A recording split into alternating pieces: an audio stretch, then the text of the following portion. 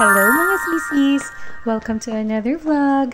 Kita niyo naman, mukhang masayang-masaya yung baby girl ko kasi ganito kami sa school nila para kunin yung card niya. Pati na din ng Kuya Farel niya, kaya lang hindi na nakasama kasi nga pagod pa tsaka ayaw niya pang gumising na maaga. So kami na lang muna ni Alexa kukuha ng cards ng mga kuya niya. Excited si Alexa kasi gusto niya makita yung mga classmates niya.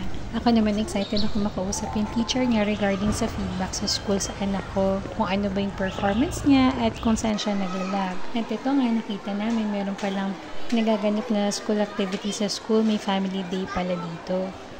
Pero syempre hindi na ako naki-issue. So dumiretso na kami dun sa classroom niya. Kaya lang sarado pa, hindi pa dumadating si teacher. So naghintay na lang muna kami hanggang sa magbukas yung classroom nila. So yan na nga, nag-discuss muna si teacher ng agenda bago kami nag-usap ni teacher regarding Alexa's performance. At dahil sa iisang school lang naman sila nag-aaral, dumiretso na rin kami sa classroom ni Kuya Farel para sumunod sa meeting kasi late na nga kami. So nag-picture taking muna kami para sa mga may award sa classroom at yun na nga si Farel. At dahil sa hindi pa kami nagbe-breakfast, nag-decide muna kami na kumain muna ng siomai kasi gutom na talaga ako.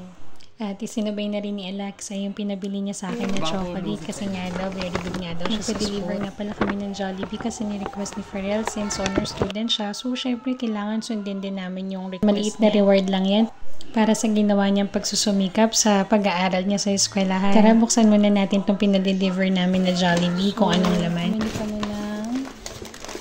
Rice. And then, dalawang bucket na chicken.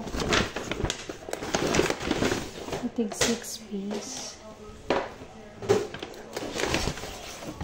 Tapos, hindi kami ng spaghetti.